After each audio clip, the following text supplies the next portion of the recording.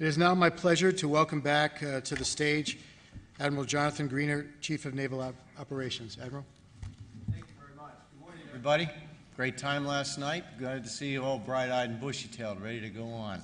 That's excellent. It's my pleasure this morning to introduce our Secretary of the Navy, Ray Mabus. This is an individual who has amazing vision, and he's been a great mentor for me. He has distinguished public service as a naval officer, where some of you know that, you learned yesterday, where he spent time here in Newport on the good ship Little Rock, a cruiser, as a junior officer. So he understands life at sea, he understands how things get done on the deck plates, and he understands deck plate leadership. He led during his tenure in the Navy as a naval officer with high standards and integrity, and he has brought those traits to his current job. He was the auditor for the state of Mississippi, where he was known for innovation and for judiciousness, something we very much need today. He has brought those traits to his current job. As governor of Mississippi, the youngest governor of Mississippi, he ensured that education and training was a priority. So our secretary understands how to plant the seed corn and how to reap benefits later, what the future is about. As the ambassador to the Kingdom of Saudi Arabia, he understood diversity, and he brought to the forefront the value of diversity and how to get the most out of people. He has a distinguished education career. He is a graduate of the University of Mississippi. He has a master's degree from Johns Hopkins University, and his law degree is from Harvard University. He is responsible for both the Navy and the Marine Corps, a unique assignment for a secretary, a service secretary.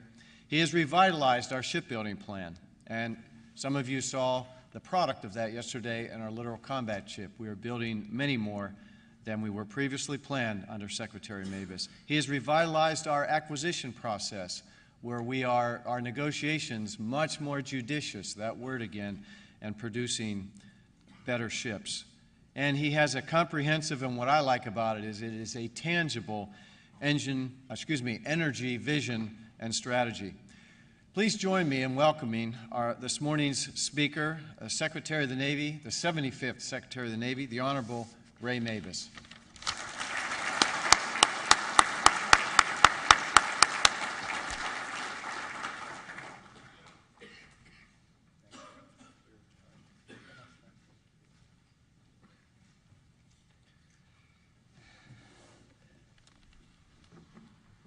Admiral Greenert, thank you so much for that introduction.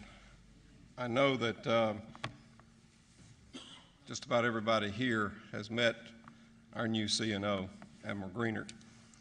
And I will say what I said at his assumption of command, that I and everybody in the U.S. Navy will miss CNO Gary Roughead, and most of you knew. But the one person I thought was capable of building on what Gary Roughead had done and following in his footsteps and equaling the leadership is John Greenert. I think we have an outstanding Chief of Naval Operations. I want to welcome you all here today. I was thinking that one of my first places I went when I was a new Secretary of the Navy 2 years ago, a little over 2 years ago, I came here to the International Seapower Symposium and did the welcome. And I looked out over the room and basically knew nobody. A lot of strange faces. And in the past 2.5 years, it's been my great pleasure, honor, to get to meet and work with a lot of the people here today. I see a lot of friendly faces. I see a lot of faces that I have seen both in this country and in your home countries. And I see a lot of faces that I hope I get to know better over the months to come, both here and in your home country. I was glad to see as many of you braved the elements last night to come to our reception on the LCS. And so I want to welcome you here, the 20th Annual International Seapower Symposium. In the 40 years that have occurred since the first symposium, which, by the way, 40 years ago, I was also, as the CNO said, here in Newport. I did not get invited to the first symposium. They didn't invite lieutenant junior grade to those things. But ISS, in that 40 years, has become increasingly important because our world has become so increasingly interconnected. The world is facing some economic issues, and it doesn't touch just one nation or one continent.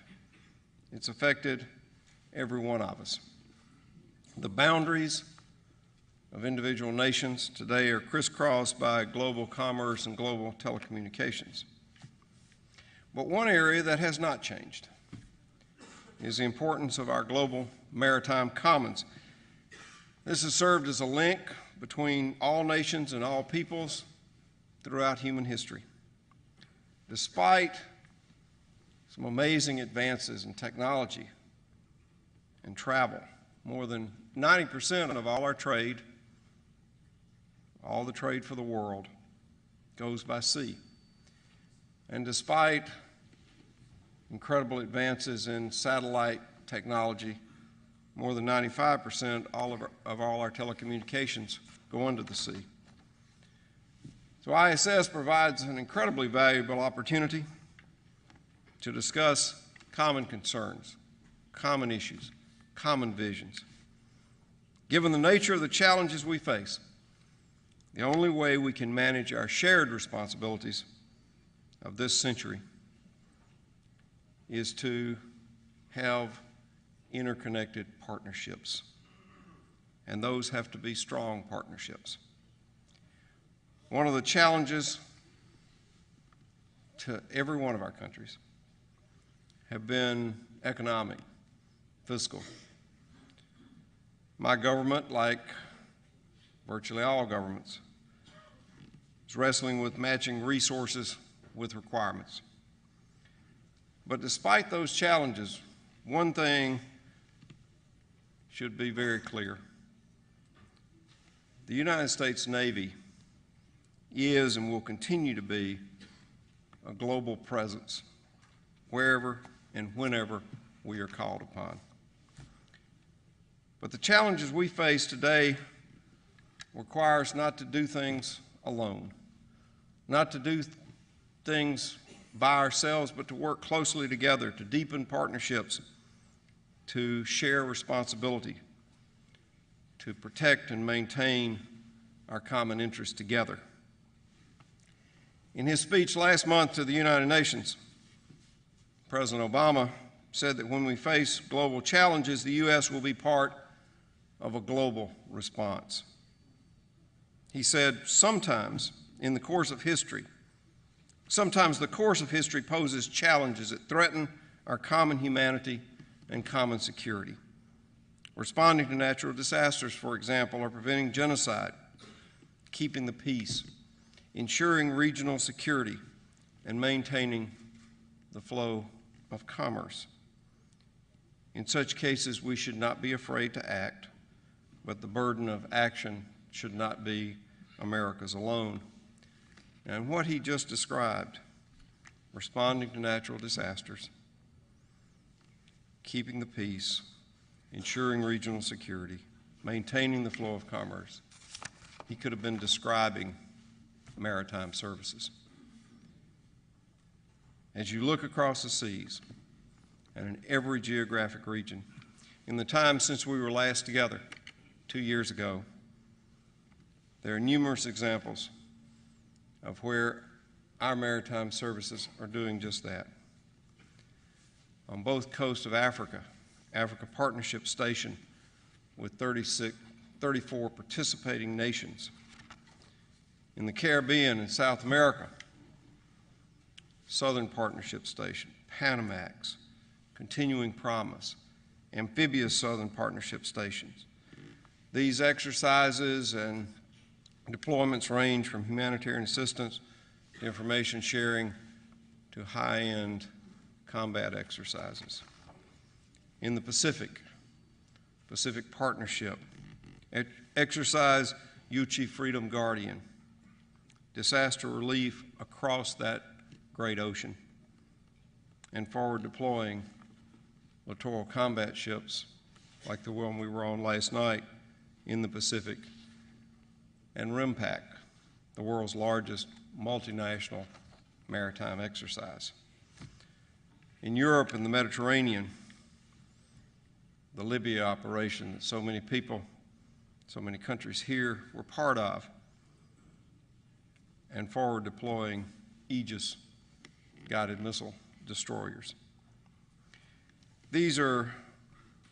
These ongoing operations, these ongoing exercises around the world serve to strengthen our maritime partnerships, and all are aimed at our common goals, achieving those goals that we all share as members of the Maritime Commons. I have to say that our individual leadership is also globally deployed. I see representatives from our Navy that live far from the United States sitting here today. Since I took office in May of 2009, I've traveled over 370,000 air miles to more than 50 countries. I've gone on board more than 50 U.S. ships and dozens of foreign naval vessels. In fact, I'm convinced that I'm now suffering some sort of permanent jet lag. In Admiral Greener's first 3 weeks as a new CNO, he spent 1/3 of it in the air. He went to sea. He met a dozen of his counterparts, 10 heads of Navy. So, CNO, after you hit the first 100,000 miles, come to see me. We'll talk. Now, when I travel internationally, my first priority, as yours is to see our sailors and our Marines and visit with them. But I also think it's incumbent on all of us as leaders to engage and seek out new ways to work together. Sometimes opportunities that we do not seek are thrust upon us. Piracy, really off-sided example of a threat to all our interests that we are responding to with common purpose and with some considerable success. We've all paid the price of piracy, whether off the Horn of Africa, in the Gulf of Aden, or beyond. Lives have been lost. The cost of doing business has gone up, and time and effort have been devoted to this when it could have been spent in other worthwhile endeavors. We've also worked together in responding to some recent humanitarian crises. 10 nations came together to respond to the devastating earthquake in Haiti.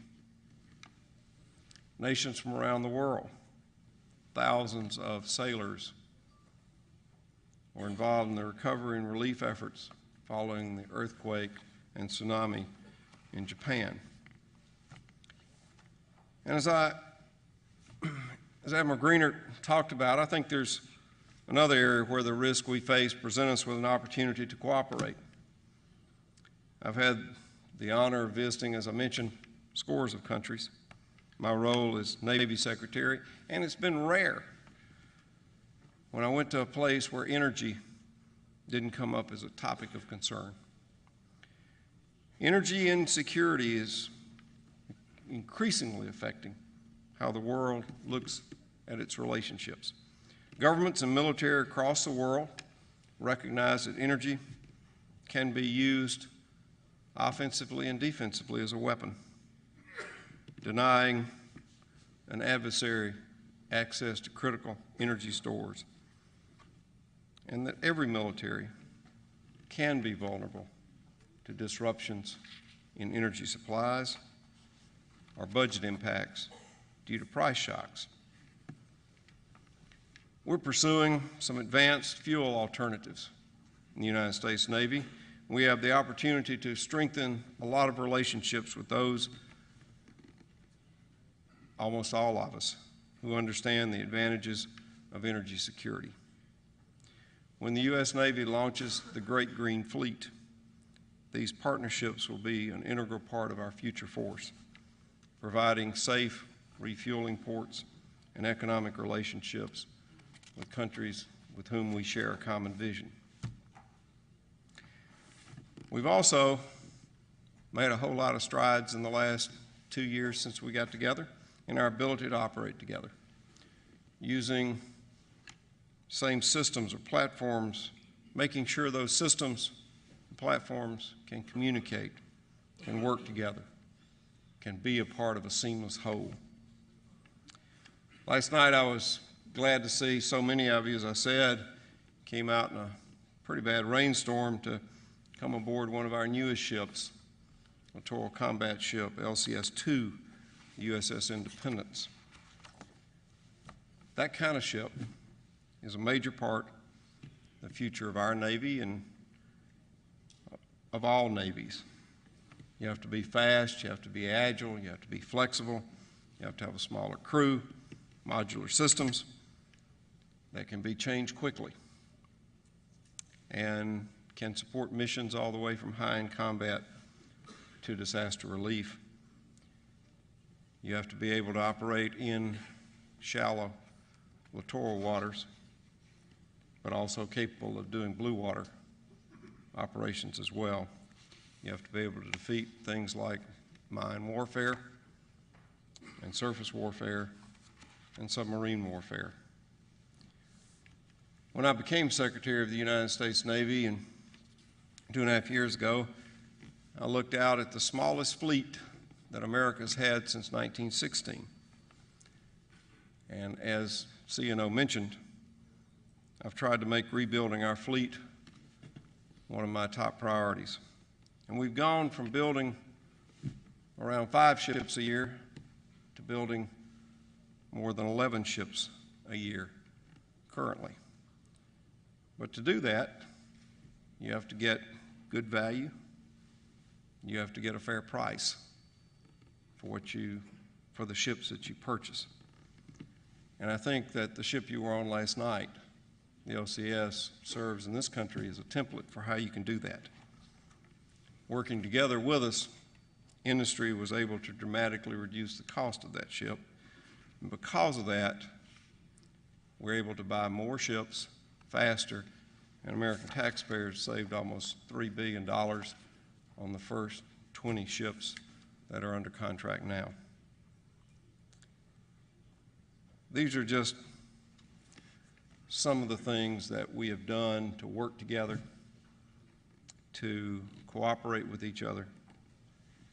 And I think it's incumbent upon us as leaders of maritime services to continue to seek out as many ways as we can to work. Common bond, regardless of your country, regardless of your continent, regardless of geography, there's a common bond that exists between sailors. Because in many ways, we are one culture.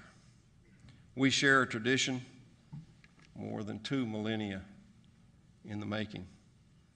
Much of that tradition is largely unchanged because these traditions are born out of the heritage of the sea. Sailors' lives are still governed to some large extent by the structures and the roles and the rules that guided the lives of our brethren hundreds, if not thousands of years ago. Our history of shared experiences, a common seagoing culture, as well as our understanding of the global nature of our roles, our capabilities, go beyond just the boundaries of our individual countries. History has shown that the best response is almost always a response heard from many voices. More cooperation, more engagement results in more understanding, which is why I think this meeting, ISS, has been such an important event for the last 4 decades and will continue to play an incredibly important role in international maritime cooperation. There's no other place that gives the naval leadership of the world the opportunity to see each other face to face, sailor to sailor, talk about and address the concerns that we all share, the problems that we all face, the issues that we all have to deal with. So I'm glad you're here, and I encourage you to make the most of our time together. And I know that you have. Our shared heritage of the sea provides us a common ground to meet our collective challenges. It is on this ground that we will succeed against those challenges. So in the common language of sailors from time immemorial, I wish you fair winds following seas. Thank you very much.